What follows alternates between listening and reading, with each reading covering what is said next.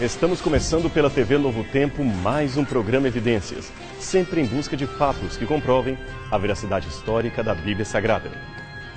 Você já ouviu falar em teoria da conspiração? Provavelmente sim, se não pelo menos já viu algumas de suas propagandas em documentários, revistas e principalmente na internet.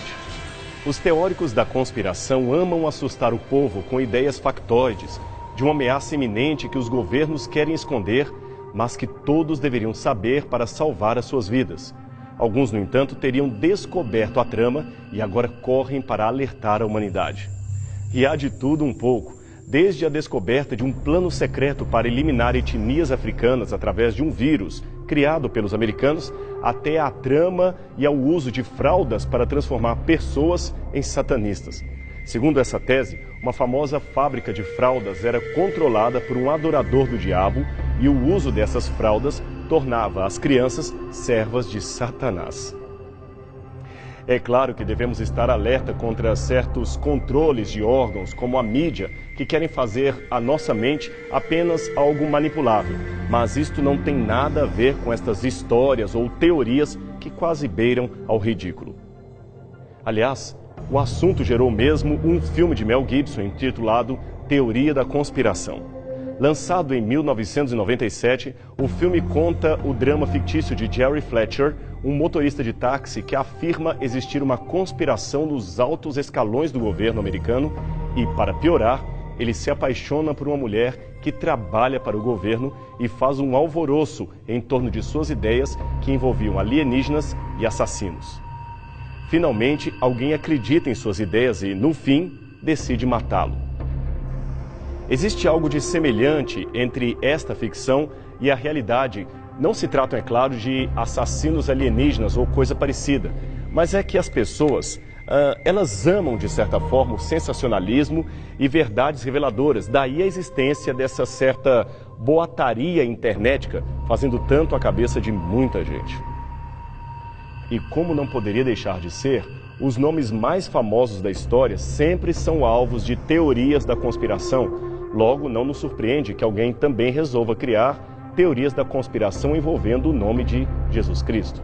Algumas dessas famosas teorias da conspiração de Jesus foram o Código da Vinci, de Dan Brown, a Tumba Perdida de Jesus, de James Cameron e Simcha Jacobowitz, a Conspiração de Jesus, de Kersten Gruber e, finalmente, Zeitgeist, o filme. As teorias são as mais criativas que se pode imaginar e uma delas diz que Jesus e o cristianismo foram a criação de membros de uma sociedade secreta do primeiro século com o fim de unificar o esfacelado Império Romano. Uma outra dessas teorias diz que Jesus não morreu na cruz do Calvário, que ele sobreviveu e com a ajuda de seus discípulos foi para um outro lugar, assumiu uma nova identidade e casou-se com Maria Madalena. E tem aquela outra teoria também, famosa durante algum tempo, que diz que Jesus viveu na Índia durante a sua adolescência e ali aprendeu técnicas hindus de levitação, parada respiratória e outros truques que usou para realizar milagres e simular a sua própria morte e ressurreição. Essas coisas povoam as redes sociais e geram inquietude em muitos religiosos, especialmente os mais jovens. Algumas teorias são de fato até cômicas. Eu me lembro de uma, por exemplo, que para justificar a descrença na ressurreição, explicou o fato dizendo que Jesus tinha um irmão gêmeo e que esse irmão gêmeo de Jesus assumiu a sua identidade após a sua morte e enganou os discípulos fazendo-se passar pelo Jesus que na verdade havia morrido. Já pensou quanta criatividade? Uma teoria da conspiração que ainda gera muitas perguntas é aquela que afirma que a história de Jesus seria, na verdade, uma novela teológica plagiada a partir de mitos pagãos existentes antes do cristianismo. O documentário Zeitgeist fala disso em sua primeira parte e o livro Christ Conspiracy, de Acaria, também. A tese defendida é a de que os autores do Novo Testamento, ao escreverem os evangelhos, plagiaram mitos pagãos para compor a história de Jesus de Nazaré. Existe até mesmo uma suposição de que toda a Bíblia se basearia em princípios astrológicos pertencentes às civilizações mais antigas, como os egípcios e babilônios. Assim, os 12 signos do zodíaco seriam, na verdade, a inspiração para as 12 tribos de Israel, os 12 filhos de Jacó e os 12 apóstolos de Jesus. Será que é assim mesmo? Bem, no que diz respeito a Jesus, fica sem sentido buscar fora da Bíblia a inspiração para o número 12, no caso os 12 apóstolos. Ora, digo isto porque o Antigo Testamento é que fornece o pano de fundo mais natural para o movimento de Jesus Cristo. Ok, mas o que podemos dizer em relação à tese de que a Bíblia como um todo se inspirou em mitos do paganismo? Bem, isto não faz o menor sentido. Sabe por quê? É simples. O livro do Gênesis foi escrito por volta do século XV a.C. E mesmo teólogos liberais que não aceitam a autoria de Moisés afirmam que ele teria sido composto, na versão deles, por volta de 900 a 550 a.C. Logo, existiria um consenso entre autores liberais e conservadores de que a história das 12 tribos de Israel e dos 12 filhos de Jacó já seria conhecida e muito bem conhecida pelos judeus por volta do 6º século a.C. e provavelmente antes disso, sem contar o fato de que ela se inspirava em ocorrências ou acontecimentos bem mais antigos. Agora veja o detalhe interessante. A astrologia babilônica, que divide os signos do zodíaco em número de 12, data, segundo os especialistas, do 5º ou mais provavelmente do 4º século antes de Cristo.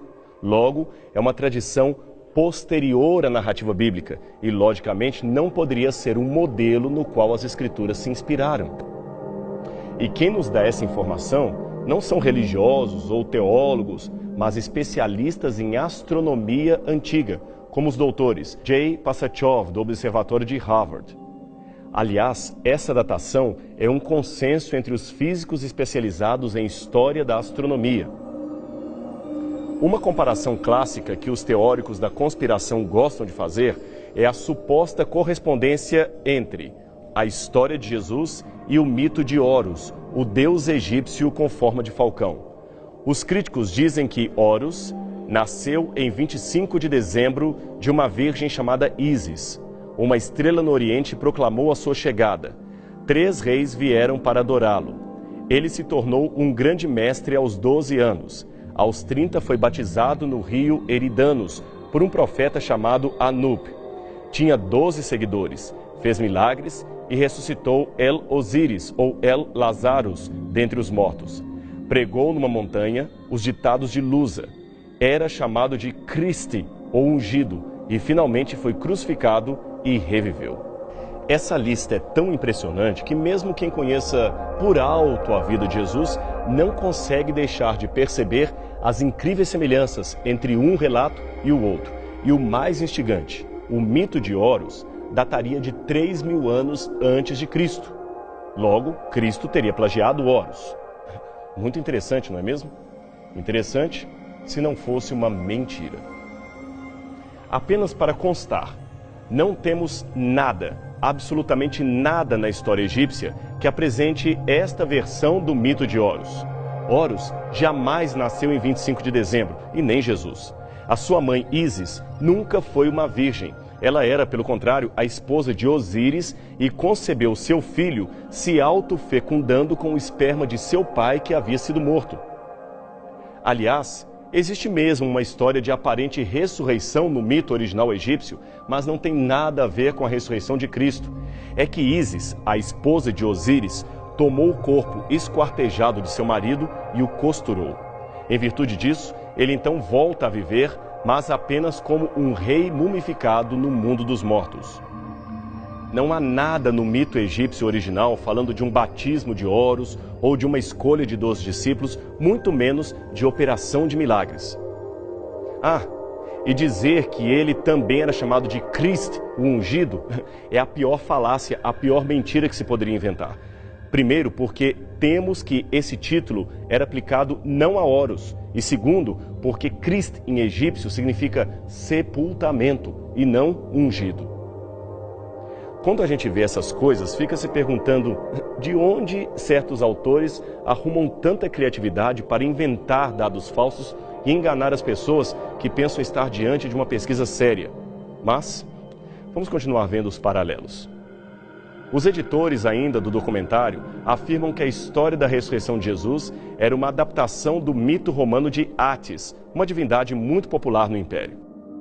Eles afirmam que Átis, tal como Jesus de Nazaré, foi crucificado, morto e ressuscitou no terceiro dia. Isso não faz sentido algum. O mito romano de Átis nunca afirmou tal coisa. A lenda original fala de um jovem infeliz no amor que, depois de castrar-se a si mesmo, ficou louco e fugiu para viver nas florestas. Átis era o filho da grande deusa mãe Cibele, e alguns supõem que, mais tarde, o mito evoluiu falando algo sobre uma possível ressurreição do filho de Cibele, que era celebrada no Festival das Hilárias, comemorado todo dia 25 de março. Bem, sobre esse dado, em primeiro lugar, a divergência entre os especialistas, se o festival realmente celebraria uma suposta ressurreição do Deus ou outra coisa. Ademais, ainda que se confirme este fato, tal celebração não aconteceu senão depois do ano 150 de nossa era, ou seja, mais de 100 anos após a origem e fundação do cristianismo.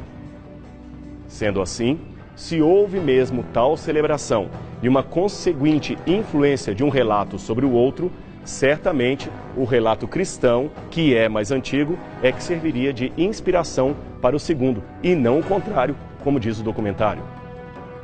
E eu disse serviria, porque a tendência atual dos estudos arqueológicos e históricos não é mais a de atribuir rapidamente relação entre relatos apenas com base em semelhanças orais e redacionais.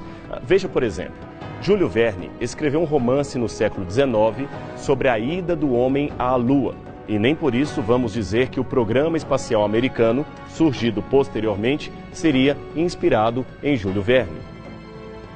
Você quer mais um exemplo de como é possível criar paralelos ilusórios entre duas histórias?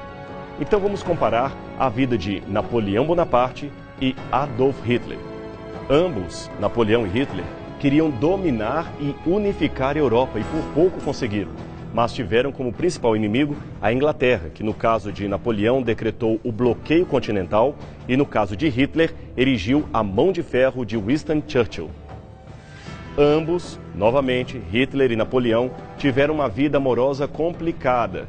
Napoleão com Josephine, mais velha que ele, que o desprezava muito, e Hitler com uma quase adolescente chamada Eva Braun, 23 anos mais nova e com quem se casou apenas alguns minutos antes de ambos se suicidarem.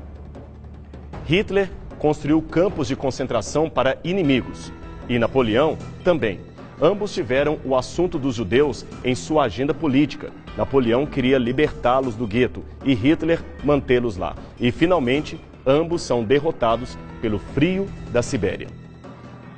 Você viu quanta semelhança? Já pensou alguém propor um documentário dizendo que Hitler nunca existiu e que a sua história seria um plágio da história de Napoleão? Um absurdo, não é mesmo? Pior ainda é quando os paralelismos são forçados ou mentirosos, como até agora parece ser o caso das comparações propostas entre Jesus e os mitos pagãos da antiguidade.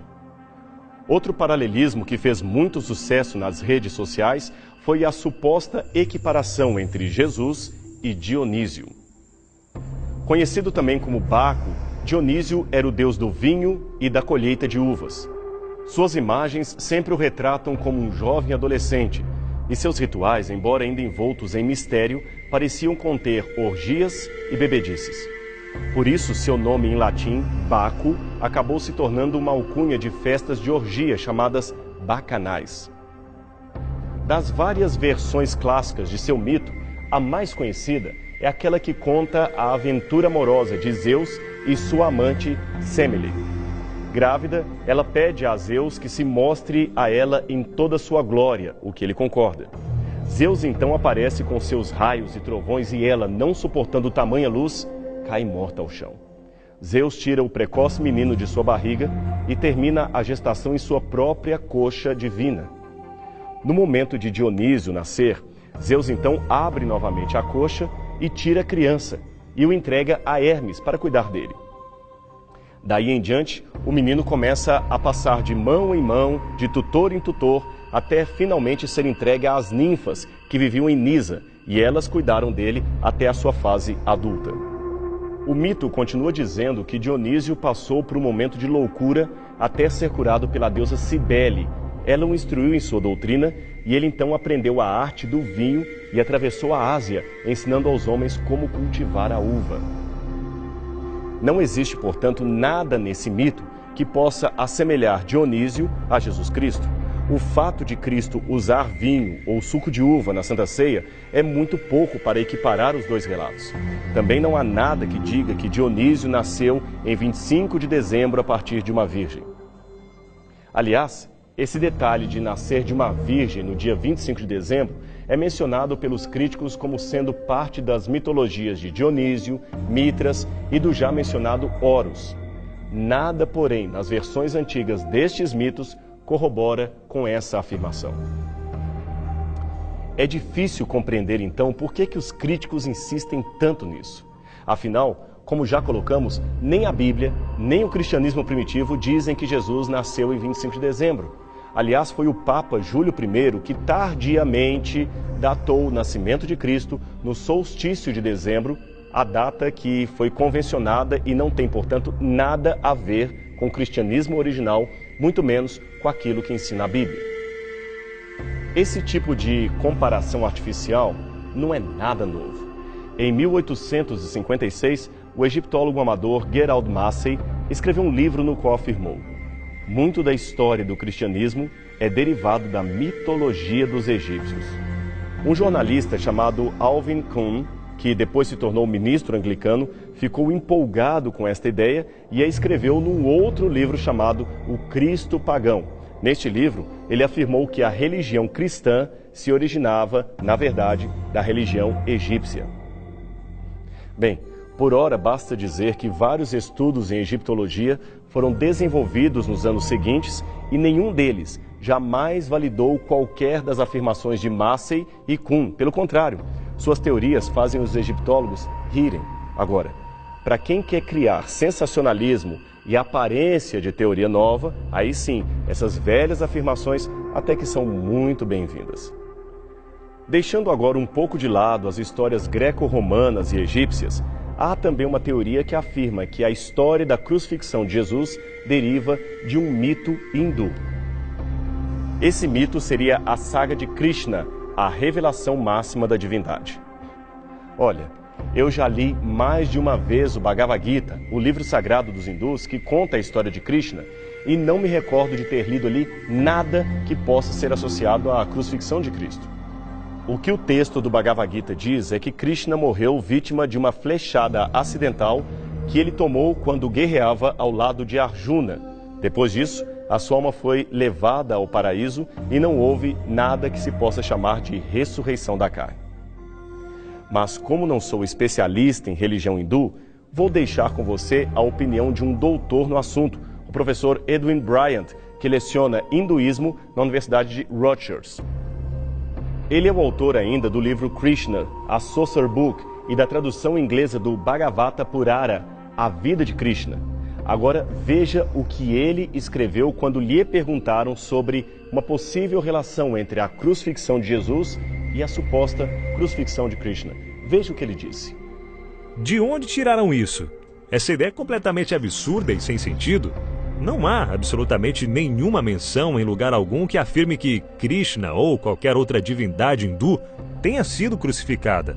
Observe, diferente desses relatos, a história de Jesus não é uma representação simbólica da morte e renascimento, muito menos uma paráfrase dos cultos da fertilidade. Jesus viveu entre pessoas cuja historicidade já foi estabelecida por fontes extra-bíblicas. Aliás, a própria existência de Jesus também foi estabelecida.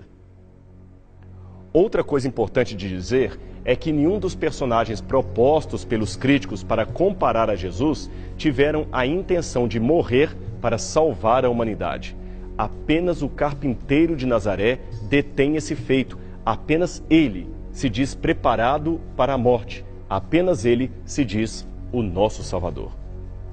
Novamente eu insisto em perguntar: por que tanta mentira? Por que tanto boato infundado sobre Jesus? Bem, Hitler certa vez afirmou que se você quiser enganar o povo, não conte uma mentira pequena. Pelo contrário, conte uma mentira grande e muitas pessoas seguirão a sua teoria. Talvez seja isso. De qualquer modo, nada desses depoimentos e afirmações com aparência de erudição e pesquisa podem ofuscar o brilho do Salvador Jesus Cristo. Mitos não podem salvar pessoas, mas o sangue de Jesus salvou a milhares, a milhões. Krishna, Horus, Mitras, Dionísio podem até ser lendas interessantes para o conhecimento geral da humanidade, mas Jesus não se iguala a nenhum destes. Sabe por quê? Simplesmente porque Jesus é incomparável. Ele é o único que pode salvar totalmente os que por ele se chegam a Deus. Pena que o nosso programa está chegando ao fim, mas nessa semana, pense em Jesus. Saiba que ele pode salvar a sua vida. E a gente se encontra novamente aqui no próximo programa Evidências. Até lá!